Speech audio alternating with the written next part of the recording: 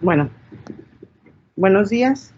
Yo soy la doctora Lorena Reyes Gaitán, soy fellow de imagen de mama y el tema que vamos a ver el día de hoy es abordajes diagnósticos de la sintomatología mamaria. Vamos a revisar algunos algoritmos que nos van a ayudar cuando alguna de nuestras pacientes pues refiere algún síntoma específico de la mama. Mi maestra asesora es la doctora en medicina Yasmina Seret Ramírez Galván. Y bueno, dentro del contenido de esta clase vamos a ver una breve introducción, vamos a abordar 4 de los síntomas principales por los que puede acudir una paciente con nosotros a revisión.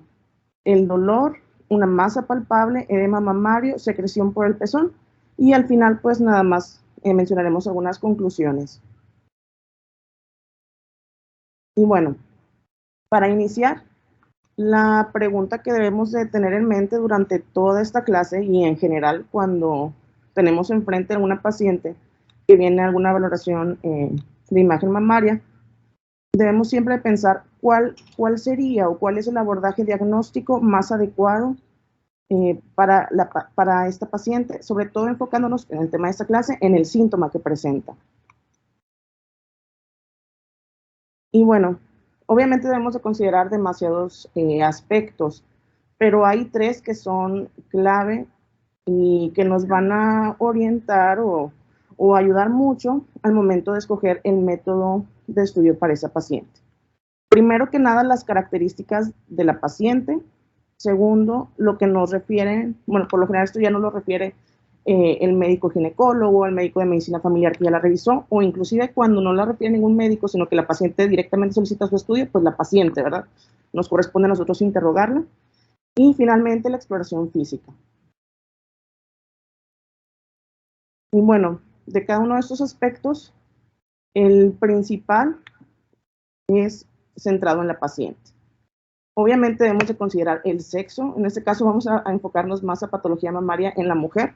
Sin embargo, o sea, no es exclusiva la patología mamaria en mujeres. También hay, como sabemos, patología en mama masculina.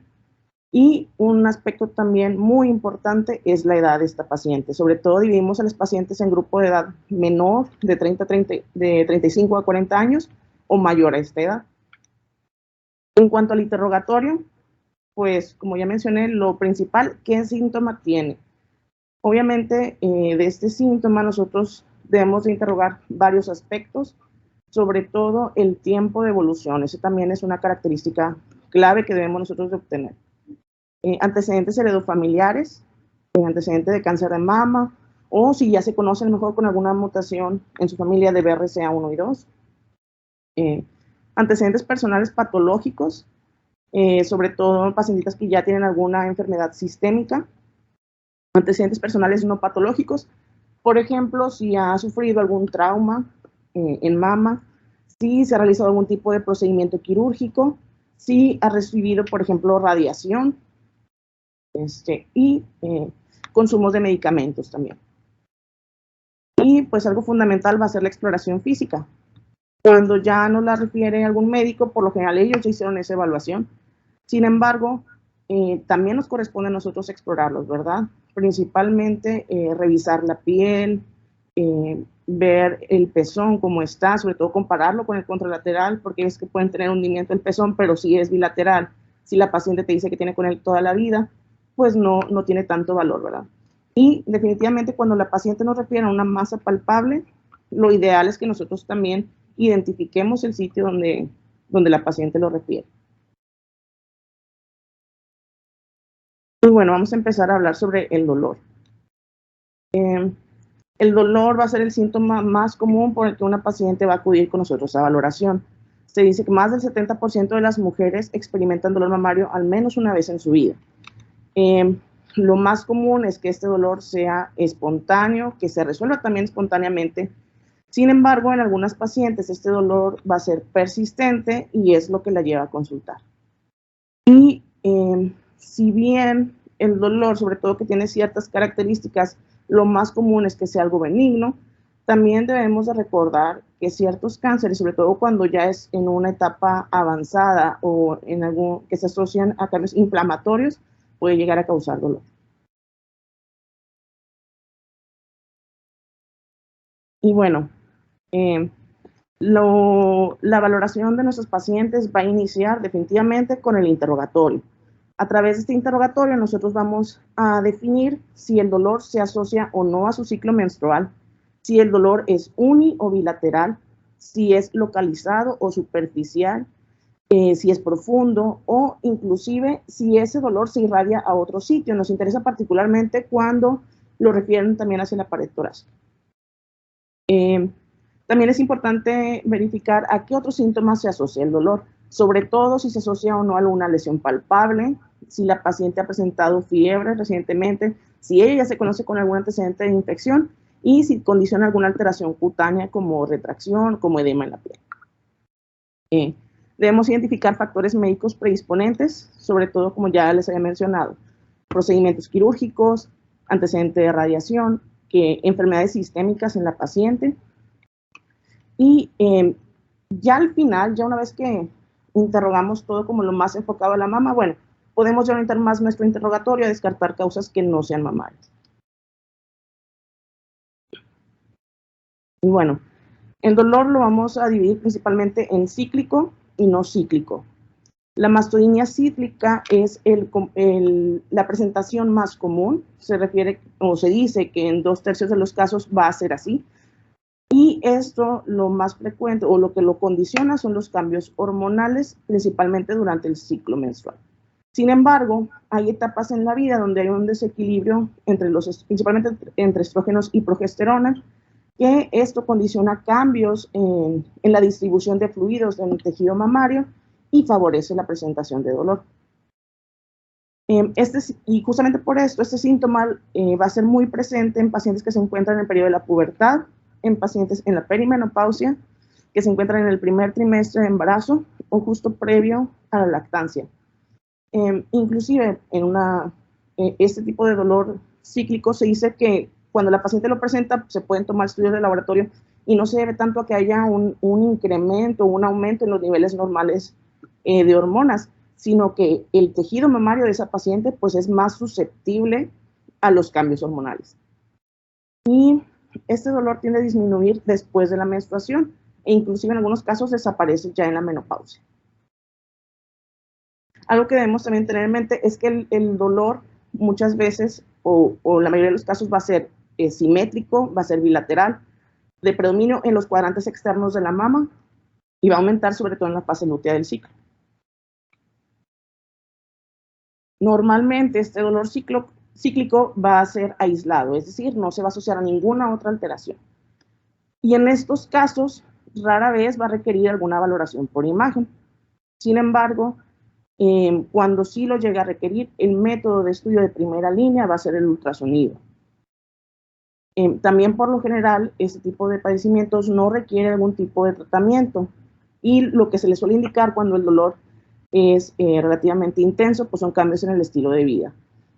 Sobre todo realizar un poco más de ejercicio, utilizar algún sostén que proporcione un soporte adecuado, reducir la ingesta de cafeína o en algunos casos se ha visto que también suplementos con vitamina E pueden favorecer que disminuya este tipo de dolor. Y solamente el dolor es refractario y muy severo, se puede considerar tratamientos endócrinos como la bromocriptina o el tamoxifeno.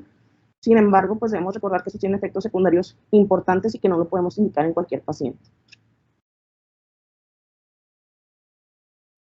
Bueno, también debemos tener en mente el dolor no cíclico y la mastodinia, que no se asocia al ciclo menstrual, representa aproximadamente 1/3 de los casos y se dice que también es más común en pacientes mayores de 40 años. Característicamente va a ser unilateral y el sitio del dolor pues varía entre paciente y paciente. Este se puede deber a una causa mamaria específica, por ejemplo, algún traumatismo en mama o cirugías. Y en estos casos, inclusive aunque la paciente no nos refiera a haber sufrido algún tipo de trauma, no haya notado algún tipo de trauma, podemos llegar a identificar algún pequeño hematoma en el sitio donde refiere el dolor la paciente.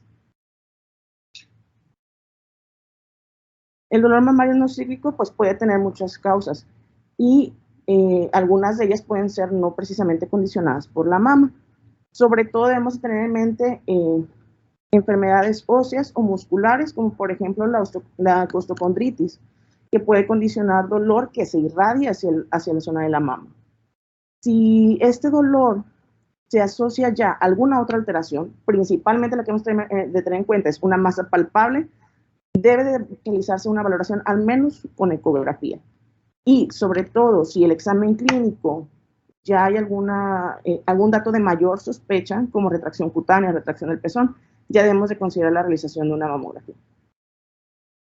Y bueno, pues esta clase es de algoritmos, ¿verdad? Que es como una forma resumida de revisar lo que ya mencionamos. Entonces, ante una paciente que llega con nosotros por dolor mamario, lo principal va a ser dividirlo en si es un dolor cíclico, no cíclico, y también pues, por sus características. Cuando el dolor es cíclico, es aislado, es decir, no se asocia a ninguna otra alteración y es bilateral, pues debemos hacer un interrogatorio adecuado, se debe realizar una exploración física, y si aún en la exploración física no hay ninguna alteración, ahí se puede tener la evaluación de la paciente. Sin embargo, cuando ya en la exploración clínica hay alguna alteración, ahí está indicado realizar una ecografía y dependiendo de las características particulares de la paciente, ya valorar la realización de una mamografía. Sin embargo, cuando el dolor es no cíclico, es uni o bilateral, es localizado, pero la paciente tiene algún antecedente de lesión en mama, como los que ya hemos mencionado, o se asocia a alguna lesión palpable, aquí va a ser muy importante que dividamos las pacientes por grupo de edad, premenopáusicas y posmenopáusicas, que también lo podríamos hacer en menores de 35 años o mayores de 40 años. Cuando es una paciente joven, el método inicial va a ser el ultrasonido, y dependiendo de que encontremos o no un hallazgo de sospecha, se va a realizar mamografía. Sin embargo, en una paciente posmenopáusica debe de realizarse una mamografía y dependiendo de los hallazgos por mamografía, complementar con valoración con ultrasonido. Y cuando el dolor sea no cíclico, sea localizado o profundo, ahí sí debemos de pensar en alguna de las causas no mamarias. Bueno, ahora hablando sobre otros de los síntomas, debemos de tener en mente que la masa palpable de nueva aparición es un motivo también de consulta bastante frecuente. ¿Y por qué es un motivo de consulta tan frecuente? Porque condiciona estrés o alarma en la paciente, ya que es un síntoma que se llega a asociar al cáncer y que las pacientes tienen muy presentes que una lesión que ya se palpen puede ser un cáncer. Se calcula que 1 de cada 10 mujeres con anormalidad palpable tendrá un carcinoma. Y aunque en la mayoría de los casos va a ser una patología benigna, sí va a requerir valoración por imagen. Si al revisar nosotros a la paciente por los métodos de imagen no identificamos ninguna alteración, su manejo va a ser en base a la sospecha clínica. Sin embargo, si la paciente con anormalidad palpable tuvo esta valoración negativa, el riesgo de que tenga malignidad es muy bajo, menor al 3%. El valor ese de 1 de cada 10 no salió. 1 de cada 10 mujeres que tienen lesión palpable resulta maligno. Sí, pero ¿de qué estudio salió? ¿O quién lo calcula? ¿Cómo lo calcularon? Lo puse en la... Digo, porque se me hace súper cañón, ¿no? Muy elevado, ¿no? No, exactamente, yo creo que básicamente aquí lo que te están diciendo es como si tú me dijeras un nódulo tiroideo. Vaya, para el propósito de lo que está diciendo, masa palpable, es angustia, es tranquila. Habría que ver el proceso, el estudio, pero es como el nódulo tiroideo, que tú le dices al paciente que de 10 nódulos tiroideos, solo uno es maligno, la gran mayoría van a ser malignos, los encontramos muy frecuentemente. Oye, me palpo algo así en general, pues tú sabes que puede ser un adenoma, puede ser cosa de la ciclo menstrual, puede ser muchas, pero la gran mayoría de los que se palpa, pues obviamente es maligno. Bueno, creo que a eso se refiere. Entiendo tu pregunta, ¿sí? Pero debe haber habido algún estudio donde tú dices, bueno, que mandaste 100 pacientes para valoración por masa palpable, les hice mamografía o biopsia, y es que se me hace muy, o sea, mi pregunta va encaminada porque se me hace muy alto. Sí, bueno, eso era por la paciente, no una y no sé si exploración. es un valor que salió de algún estudio o es algo calculado. Que se estima, dices, sí. Yo calculo que es un alto, no sé. Nada más quería saber si había algo así o era algo más como... Sí, no, o sea, se calcula, no... Se hice la guía con... ¿Por qué estamos tanto? O sea, parece que... Sí, no, o sea, no es de algún estudio. El 85% de las cosas que hacemos diariamente no hay una base clara. Más quería saber si había uno, porque dije, wow, 1 en cada 10, o manches, es un chorro. Bueno, es un chorro, pero a mí me gusta más que no es 1 en cada 10 más, es 1 en cada 10 mujeres. Cada 8. No, pero con la normalidad palpable. Sin la normalidad, sin nada, 1 en cada 10. Imagínate los que tienen. Un poco más. Okay. Y bueno, vamos a repasar algunas de las principales causas de lesión palpable. Como ya hemos mencionado, sobre todo causas benignas, ¿verdad? Una de estas patologías, pues, es el quiste simple. Como ya sabemos, es una lesión que su contenido es líquido, está revestida de epitelio. Este puede presentarse a cualquier edad, sin embargo, se dice que está más presente en pacientes de 35 a 50 años. 65% se va a presentar en pacientes premenopáusicas, 38% de pacientes postmenopáusicas y en un 48% de los casos se estima que puede ser bilateral. Un factor que debemos de tener en cuenta en estos pacientes, o que debemos de considerar en estos pacientes, es cuando tienen antecedente de terapia hormonal. A menudo va a ser una lesión palpable aislada, que en algunos casos también puede asociarse a dolor, y ese dolor va a ser sobre todo en la fase premenstrual. Otra de las patologías que puede llegar a ser palpable, pues, es el quiste complicado, que como hemos visto en clases anteriores, es un quiste que en su interior contiene ecos internos. Estos se pueden deber a restos proteináceos, a material de contenido graso o restos celulares como sangre o pus. Sin embargo, siempre debemos estar seguros que carece de algún componente sólido. Su pico de presentación va a ser en pacientes de 40 a 50 años y va a estar asociado a quistes simples en aproximadamente un 80% de los pacientes. Y bueno, otra de las causas también de lesión palpable pueden ser los conglomerados de microquistes. Es una lesión constituida por un grupo de quistes que miden de 1 a 7 milímetros, que tienen septos finos menores a 0.5 milímetros y que no presenta componente sólido.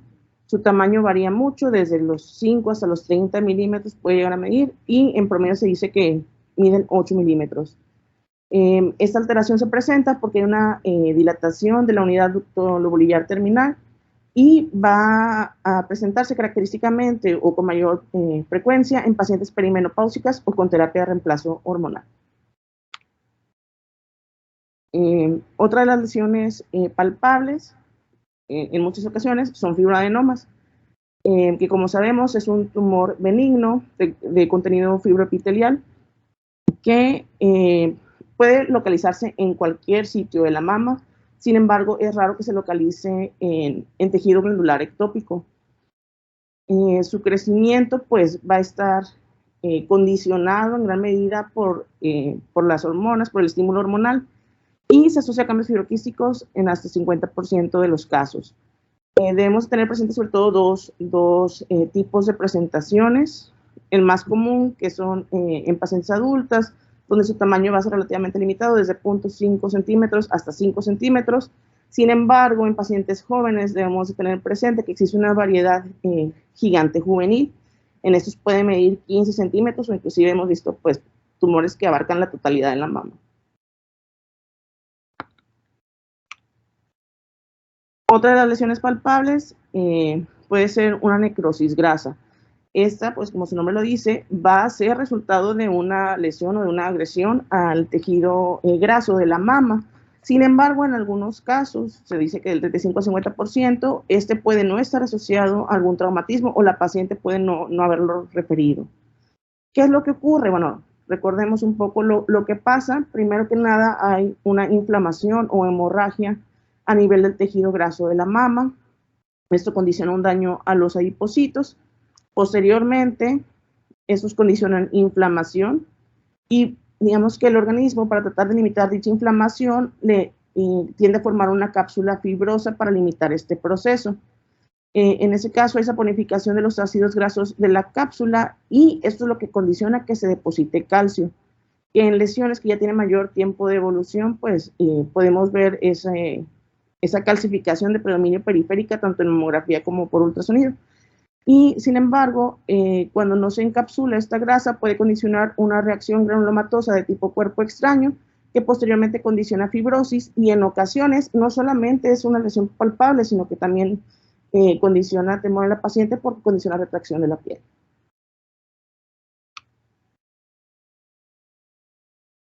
Y bueno, ahorita hablamos sobre todo de patología benigna, pero debemos de tener en cuenta que cuando una paciente que nosotros diagnosticamos por cáncer se presentó clínicamente con una alteración palpable, esto nos puede orientar a que el tumor tiene un comportamiento más agresivo.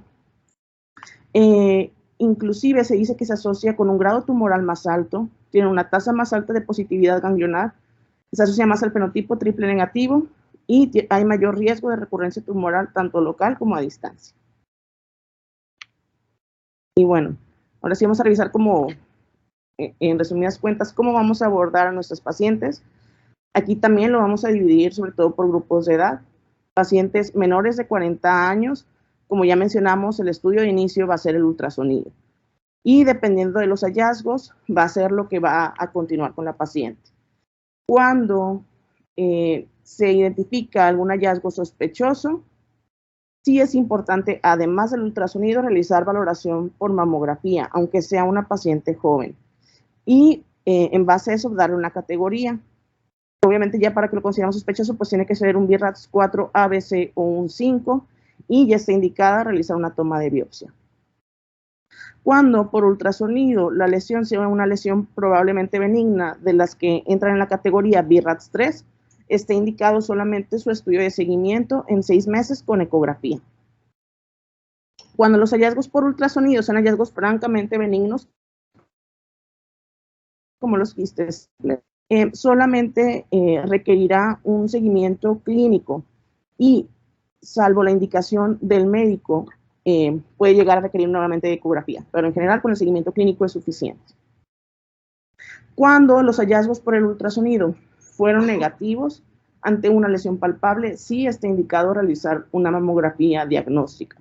Y nuevamente, dependiendo de los hallazgos por mamografía, ya teniendo la valoración tanto por mamografía como por ultrasonido, la categorizamos de acuerdo al BIRATS y de acuerdo a eso va a ser su seguimiento. Como ya dijimos, BIRATS 1, al ser una paciente joven no requerirá mayor valoración.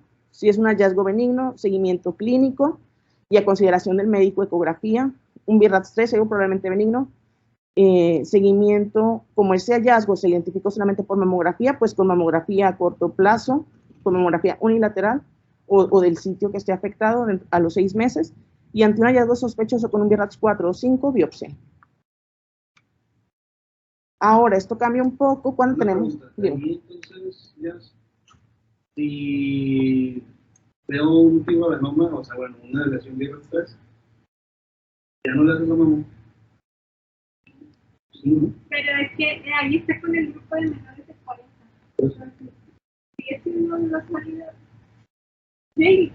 Pero sí está, o sea, yo no me quedaría tranquila de que, luego tiene microcalcificación. Yo soy un poco más estricta en el punto de corte, porque normalmente, y es como lo hacemos aquí, digo, para 35. Por eso tomamos como punto de corte la edad de 35 años. Entonces, menor de 35 con número palpable, ultrasonido. Si tiene características de fibras, puede quedar así, es una paciente menor de 35 años. Pero características de un fibra de mama típico. Cualquier cosa que se salga y que ya te haga elevar tu grado de sospecha, pasaría una mamografía. Y ya cualquier mujer arriba de 35 con un nódulo palpable, cualquiera, empieza con mamografía. Digo, es más o menos eso, nada más que ahí el punto de corte. de edad. Y bueno, para pacientes mayores de 40 años, ujú.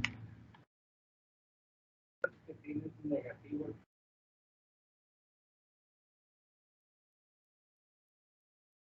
¿Cuántos acaban en pilotos 4?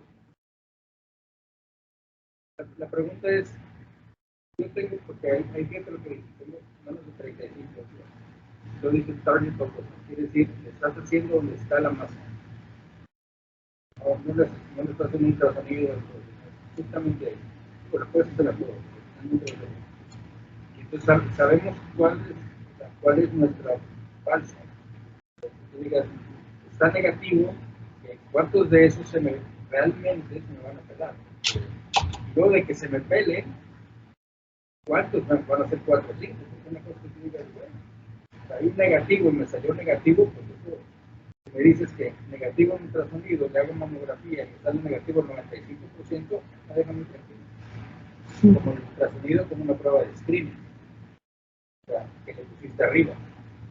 Si me dices, no, de los negativos va a ser un 50%, 50% que sí le vas a ver algo, ¿no? Y de ese 50%, el 20% van a ser sospechosos, 4 o 5. No sé si me explico, o sea, esa es la parte que yo creo que habría que valorarlo, para ver el impacto. Yo entiendo lo de la radiación, toda esa parte y la idea del seguimiento y todo eso, pero sí me interesa mucho como prueba saber de este lado negativo cuánto me pueden meter. ¿Qué confianza tengo? ¿Cuál es el valor predictivo negativo del ultrasonido? Porque si es muy sumamente elevado, pues ¿para qué le hago otro estudio? Sí, y si no, pues entonces a lo mejor tengo que replantearme la de arriba. Pero bueno, es básico. Yo creo que debe de existir este dato, ¿no? De saber, ok, uno negativo, bueno, le voy a hacer una mamografía, ¿sí? Porque yo tengo, hay una probabilidad en tanto, o hay un porcentaje que sale negativo y sí tiene, que yo le estoy palpando, sí tiene, y esa es la parte que yo creo que tenemos que también tenemos que ver. ¿Qué porcentaje?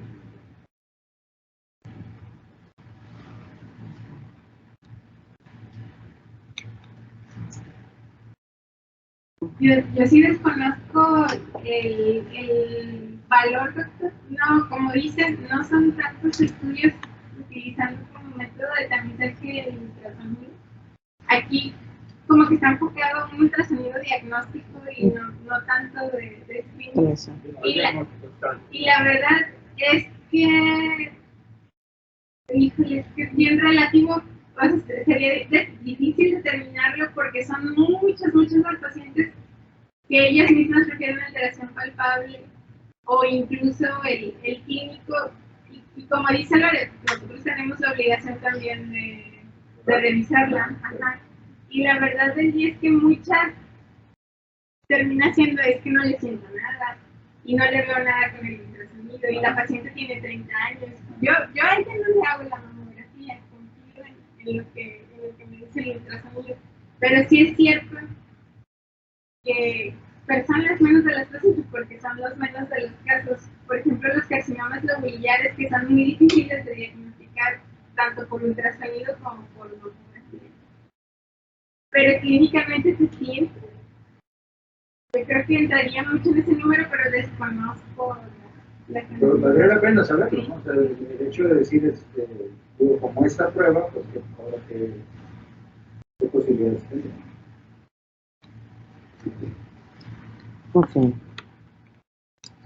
Y bueno, respecto al siguiente grupo, pacientes mayores de 40 años, pues el método diagnóstico inicial es la mamografía, que igual la podemos dividir en hallazgos sospechosos, probablemente benignos, pacientes que presentan un tejido tipo A y hallazgos negativos. Cuando los hallazgos son sospechosos, es decir, un BRAF 4 A, B o C, o un 5, ya está indicada la biopsia. Pero debemos de valorar también a la paciente por ultrasonido. En este centro lo hacemos sobre todo para determinar el método por el que se va a biopsiar. Si la anormalidad pues es visible por ultrasonido, se prefiere biopsiar por ultrasonido porque pues es un método mejor tolerado por la paciente, inclusive también es menos costoso. Y si el hallazgo se ve exclusivamente por mamografía, pues por estereotaxia.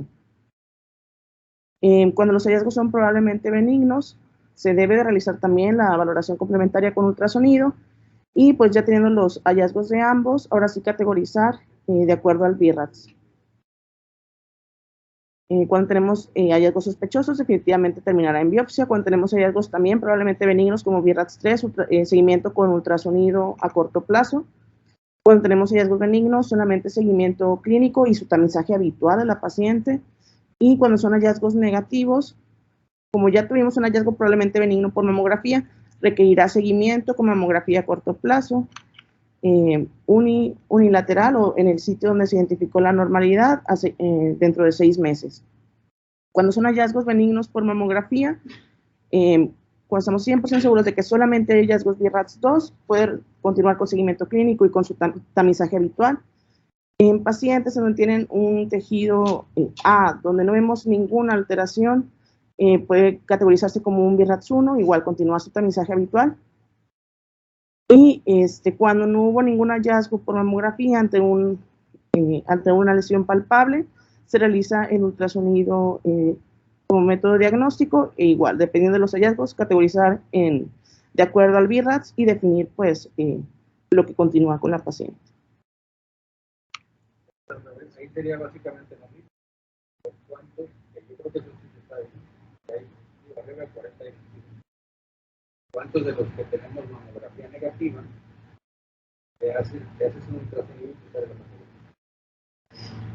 Sí, se refiere ahí a negativo desde el punto de vista que no fue valorable adecuadamente. No, negativo es que no hay ningún hallazgo.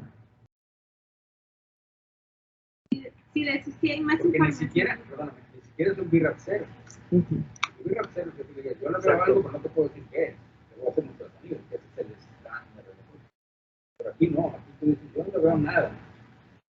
Sería un BRAF 1, ¿no? En teoría sí, pero... No verle nada, es uno. Pero ahí Persistencia por estás confiando en ti, que tú dices, yo sí le sentí algo, esa te la marqué, te dice arriba. Marqué o le estoy palpando que no le veo nada. Entonces ahí le voy a hacer un ultrasonido porque yo le estoy tocando algo que ya no fue grasa, no fue veneno, no fue nada, entonces le voy a hacer un ultrasonido. Entonces la pregunta aquí otra vez es igual. ¿Cuántos de esos se me pasan? ¿Cuántos le hago ultrasonido? Y de esos ultrasonidos, pues casi que sería muy, no sé, pero así si me dices, si me vas a poner un BRAF 3, pues dime qué BRAF 3 se pudo haber pasado por mamografía. ¿Un fibra de mama? ¿Un quiste? No sé, sí puede suceder, no lo sé, pero se me hace como que medio raro, ¿no? O sea, incluso el benigno, bueno, pues ahí vas a acabar diciendo que estoy viendo, estoy viendo que no viste en mamografía. No sé, es como, entiendo que como algoritmo, la cuestión es qué tanto realmente es la práctica. O sea, realmente cuánto sucede. ¿Qué tiene que cambiar los libros? De nosotros. Hay que cambiar las cosas a nosotros. Sí, depende mucho de nuestra población. Digo, ahorita no tengo los datos a la mano, pero esto lo acabamos de revisar hace poquito, doctor, y sí pasa. No, no, bien, te aseguro, pasa. Y donde pasa más son con las manos dentro. Entonces ahí la situación es decir, ¿sabes qué? Y lo sabemos que la mamografía no es perfecta. Una mama densa pues, es 60%. ¿Quién dice 50? ¿Quién dice 70? Pero, pues bueno, finalmente sí sucede. Y por algo debe existir. ¿No? La cuestión nada más es que si yo como paciente te pregunto, como oiga, y bueno, pero si ya salió negativo, porque la pregunta aquí es, sí, a mí me interesa mucho saber eso, porque dices, no, pues es que mire, de esos negativos, ya con target, porque ahí le está poniendo una masa palpable, y de ahí de eso, la mamografía que salió negativa, y de todos modos encontrar de 100 pacientes 20 cánceres, seguiría haciendo mamografías de screening, ¿verdad? En las que ni siquiera le falta nada. No sé, es como la sensibilidad de la prueba, finalmente vamos con sensibilidades y especialidades y valores de... Sí, ahorita. Algo curioso aquí en este caso, ¿no? Porque normalmente tú tienes un estudio más específico que sigue después de uno más sensible, y aquí pareciera como que algunos jueces toman el papel inverso. En menores de 40 años empiezas con ultrasonido y si sale negativo, plasma. Y aquí está protegido por la radiación, básicamente. O sea, el punto aquí es la radiación. Que te estás quedando con esto. Si le quieres subir y ajustar como prueba de gold standard, te puedes ir a la resonancia. La resonancia de escrutinio, que ya lo platicamos la otra vez, que hay mucha gente que está promoviendo esa situación de que en un momento determinado se puede hacer. Creo que prácticamente todavía se puede hacer. Pero sí entiendo. Pero aquí yo creo que la división es básicamente por la radiación. Bueno, o sea, las mujeres jóvenes también no se prefieren mamografía porque está mucho más desde su mama. O sea, yo leí que incluso hasta en una mama en hasta el 30% baja la sensibilidad. O sea, no sé si... Claro, es lo que te decía, al 70%, 60%, y te baja mucho. Sabemos de eso, que tienen derecho de saber su densidad mamaria. Pero la situación es básicamente Digo, el racional que te queda, al menos cuando botas ahí en mama, es que la mamografía puede ser muy útil para detectar, por ejemplo, microcalcificaciones, que esas muchas veces por el ultrasonido no las vas a ver. Entonces, por eso era mi pregunta de que, oye, pero ya me quedaría tranquilo, ya le di una masa ahí, vibra 3, ya le voy a hacer una mano. O sea, El derecho de la mama no te eleva el riesgo de cáncer. Entonces, muchas mujeres lo tienen y no estaría justificado una mujer joven radiarla por ese hallazgo. pero sí, si no ves nada, o sea, no me queda claro. ¿Sí? Pero pues no tenemos como el número suficiente para justificar. Pero bueno, el punto de la clase es masa palpable, ese es el punto. O sea, yo creo que eso también es el punto, o sea, se le palpa algo. Si no se le palpa nada, no está indicado, ¿verdad?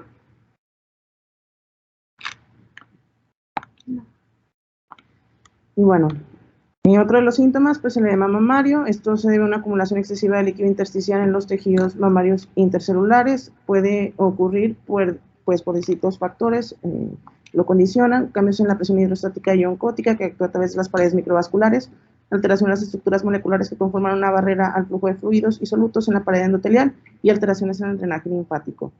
Y bueno, causas las podemos dividir entre intramamarias, tanto benignas como malignas, y extramamarias. Y bueno, dentro de las intramamarias benignas, principalmente debemos tener en mente la mastitis y el absceso mamario. La mastitis pues es una complicación bastante frecuente, sobre todo en mujeres primíparas. Se estima que de 1 al 24% de las mujeres en lactancia pues lo va a presentar. Y lo que condiciona esta patología pues es una infección bacteriana secundaria a contaminación en la piel.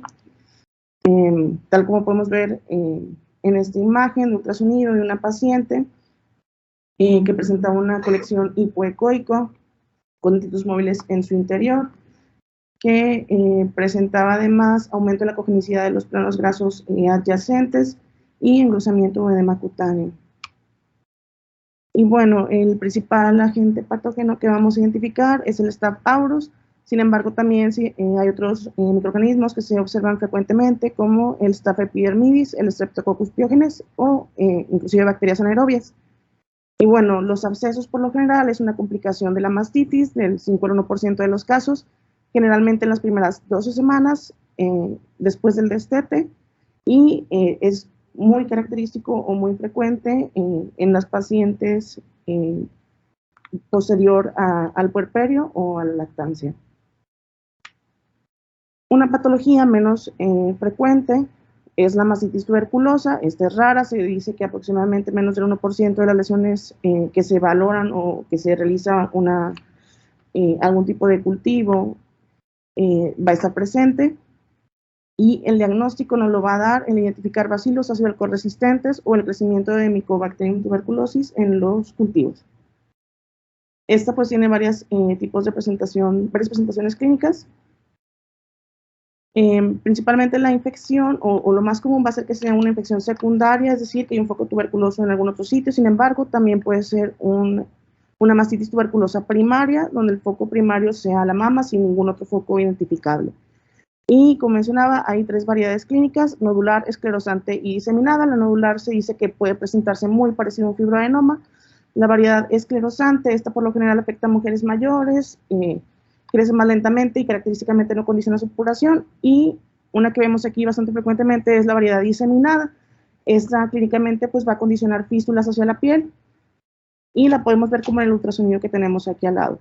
Esta es una imagen de ultrasonido en escala de grises, donde vemos pues imágenes que presentan una morfología irregular, que tienen una congenicidad heterogénea de predominio hipoecoica y que característicamente presentan estos trayectos fistulosos hacia la piel.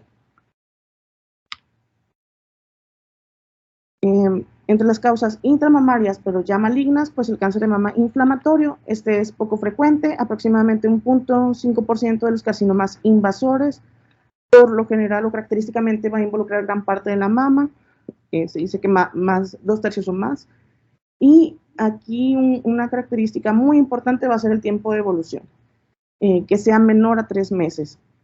Las manifestaciones clínicas, definitivamente datos de edema, aumento de la temperatura, eritema y un punto muy importante, la piel de naranja, y la biopsia con un reporte histopatológico de carcinoma invasor de mama. Este no es un diagnóstico que el patólogo nos lo reporte, nos diga, este es un carcinoma mamario inflamatorio, más bien es el hallazgo por patología de un carcinoma invasor más la presentación clínica menor a 3 meses, como con las características que ya mencioné. Otra de las causas intramamarias malignas que debemos tener en mente en el edema mamario es el cáncer de mama localmente avanzado. Este, pues, característicamente va a tener un tiempo de evolución mayor que el carcinoma inflamatorio. Este incluye cáncer de mama que están en el estadio 3 y lo que los distingue es que hay ausencia de metástasis a distancia y tumores que son mayores a 5 centímetros de tamaño, o que tienen cualquier tamaño, pero que ya se extienden hacia la pared torácica, hacia la piel o hacia ambos, y que tienen ganglios linfáticos axilares clínicamente fijos o linfadenopatías supraclavicular o en cadena mamaria interna. Hablando sobre las causas probablemente extramamarias, que pueden condicionar edema mamario son, por ejemplo, los cambios quirúrgicos o por radiación. Debemos recordar que el linfedema puede ocurrir después de una cirugía o radioterapia, y esto es por una alteración en el flujo linfático. El edema mamario y el engrosamiento de la piel es más pronunciado de los 6 a los 12 meses después del tratamiento y se resuelve gradualmente en 1 a 3 años. Y otra de las causas extramamarias que debemos tener en mente son las enfermedades sistémicas, sobre todo enfermedad cardiovascular como insuficiencia cardíaca, pacientes con insuficiencia renal, enfermedades del tejido conectivo como la esclerodermia y dermatosis como el eczema o la psoriasis. Y bueno, este es el algoritmo diagnóstico que nos puede ayudar un poco. En una paciente con edema mamario debemos de realizar un interrogatorio bastante completo. Interrogar si ha presentado fiebre, el tiempo de evolución que tiene, cambios en la piel, si hay antecedente reciente de embarazo o lactancia, cirugías o radiación y enfermedades sistémicas. En pacientes menores a 35 años, pues pareció lo que hemos visto antes, de inicio el ultrasonido, y ya valoraríamos si requiere una mamografía. Si hay datos de mastitis o absceso, administrar tratamiento, pero algo muy importante es que debemos de realizar un estudio de seguimiento. Si ya se resolvió, solamente continuamos su seguimiento con ultrasonido. Sin embargo, si ya persiste, pese a haber completado el tratamiento, ya es una indicación de biopsia. Cuando por ultrasonidos hay hallazgos sospechosos que no nos sugieren tanto mastitis o absceso, directamente realizar una biopsia.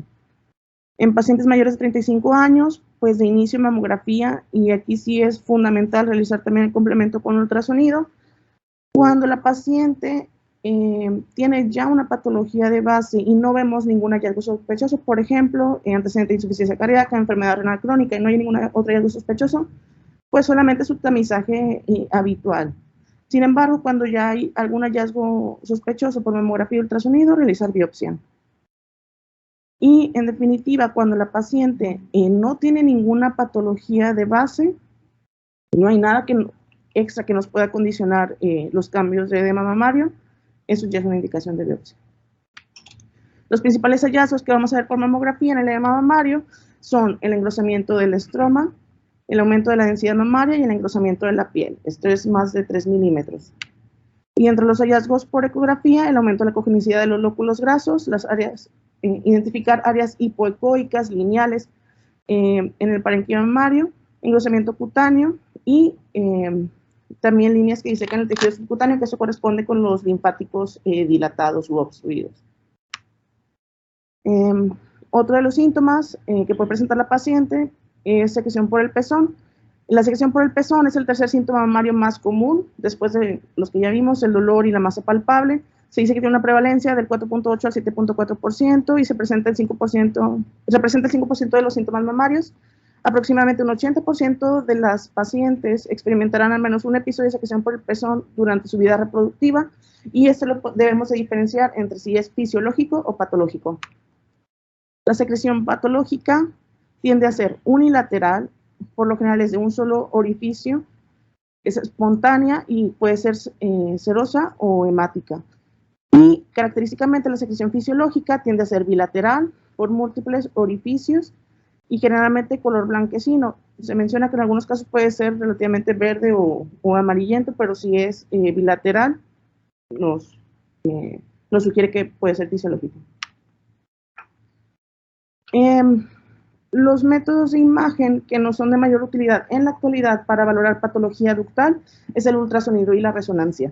Anteriormente, pues sí se realizaba la galactografía, sin embargo, pues como sabemos es un estudio bastante mal tolerado por la paciente, implica pues la dilatación de un conducto, administrar material de contraste, como vemos aquí, y que en algunos casos inclusive podía no mostrar ninguna normalidad. El ultrasonido y la resonancia, pues justamente por eso lo han venido a sustituir. De las secuencias o de las imágenes por resonancia, las imágenes con FAT-SAT y con sustracción en la resonancia contrastada son una herramienta bastante importante, ya que nos pueden ayudar a evidenciar los conductos dilatados y a identificar realces sospechosos en la patología ductal. Cuando se identifica alguna anormalidad, sobre todo nódulos intraductales, lo que está indicado es realizar una biopsia percutánea. Esto es lo que nos va a dar el diagnóstico definitivo, y se menciona que en centros donde se tiene accesible asistir la biopsia por vacío, se prefiere esta, sobre todo en lesiones de pequeño tamaño para su mayor valoración. Y bueno, este es el algoritmo respecto a la paciente con secreción por el pezón. Obviamente debemos de hacer un interrogatorio y una exploración clínica. Si consideramos que este es fisiológico y nosotros en la exploración física o el médico, ya sea que se identifique alguna alteración o no, de inicio se realiza ultrasonido y se debe de valorar la realización de mamografía. Si todo es normal, ahí podemos tener la valoración, ya que es una paciente con secreción fisiológica. Sin embargo, si se detecta alguna alteración, ya está indicado realizar biopsia ante una afección intraductal. En una paciente con secreción patológica las dividimos entre premenopáusicas, posmenopáusicas, premenopáusicas, ultrasonido de inicio, valorar, realizar mamografía. Si es normal, ya que esta paciente nos presenta una secreción que es patológica, no es la fisiológica, sí se debe de valorar, realizar una resonancia magnética o al menos realizar seguimiento con los métodos de imagen, con ultrasonido. Si ya se detecta alguna alteración, directamente biopsia. En pacientes posmenopáusicas, mamografía y ultrasonido. Si en mamografía y en ultrasonido no se identificó ninguna alteración, ahí considerar realizar una resonancia magnética. Y si sí se identificó alguna alteración, definitivamente biopsia. Y bueno, en conclusión, pues para definir mejor el método con el que debe abordarse los principales síntomas mamarios, debemos de considerar tres aspectos principales, como habíamos visto: el paciente, el interrogatorio y la exploración física. Tomando en cuenta esta información, podemos identificar qué algoritmo es el que nos va a ser de mayor utilidad. Sin embargo, debemos de recordar que pues, los algoritmos no son infalibles, no son un método a prueba de fallas, por lo que cada caso debe de individualizarse. Debemos tomar en consideración las peculiaridades de nuestra paciente y en base a eso, pues adoptar su abordaje. Sin embargo, estos algoritmos son importantes porque nos pueden ayudar a orientarnos, tanto a nosotros como al clínico que nos lo refiere, sobre qué métodos se utilizan principalmente enfocado a cada síntoma y pues constituyen una herramienta práctica y útil ante la toma de decisiones. Eso es todo.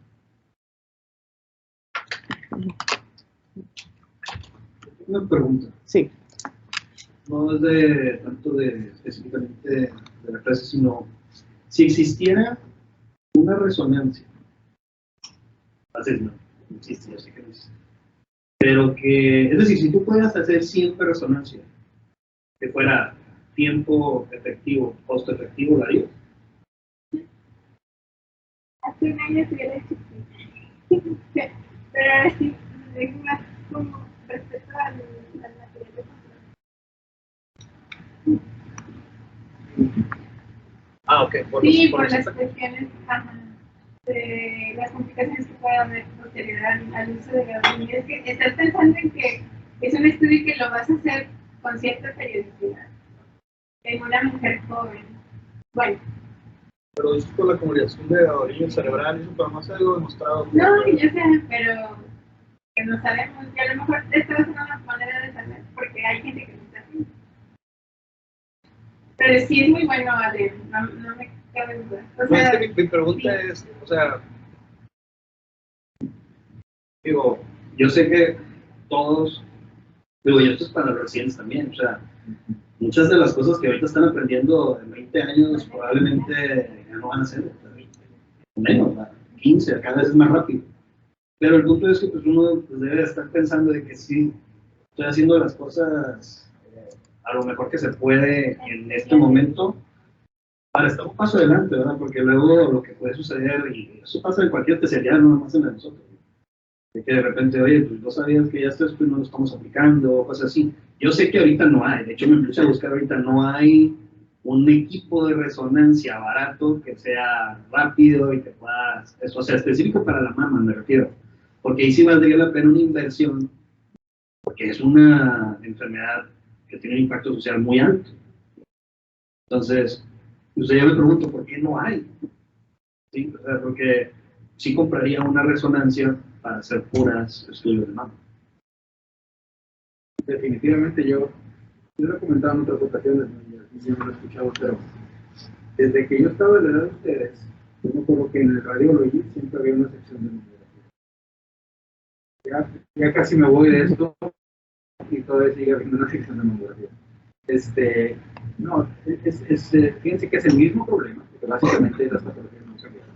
Entendemos mejor las patologías, pero la prueba diagnóstica, si esto, no sé, hemos pasado menos radiación, más resolución, pasamos por la cero radiografía que ustedes probablemente no les tocó, y ahorita estamos con la tomosíntesis, básicamente todo esto, y lo que sigue, probablemente que sí, que todavía haber un break ahí con la monocromática, con la radiación monocromática, pero va a reducir mucho la radiación y va a ser mucho más tranquilo de hacer mamografías seguidas.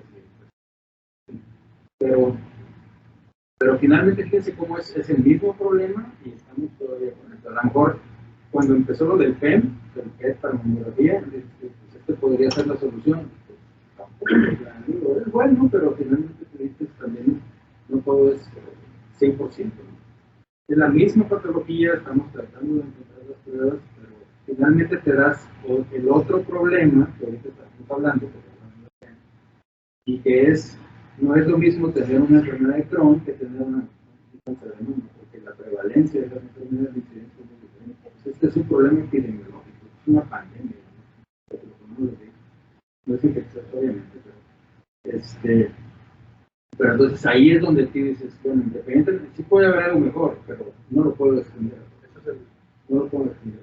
Entonces, sí hay, la vez pasada comentamos que existe ya cada vez más la posibilidad de hacer esa resonancia recortada, muy abreviada.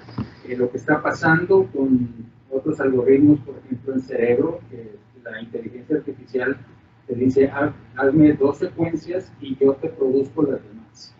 O sea, ya sabe con los parámetros físicos que tiene, ya sabe más o menos cómo se va a comportar y aunque no realices las secuencias, el software te va a decir, ¿sabes qué? Tú hiciste un T1, un T2, pues aquí están todos los demás pasajes, te va a dar todo lo que tú no hiciste. Eso va a ser en un futuro, y probablemente ahí dice, pero aún así, pónganse a ver, simplemente el hecho de acostarte, de cambiarte, acostarte, acomodarte, todo eso, es para toda la cantidad de personas que necesiten hacer una mamografía, la resonancia, al menos como está ahorita, probablemente no va a ser pronto. Entonces sí tienes que encontrar un tamizaje, que es lo que se hace, ¿sabes qué?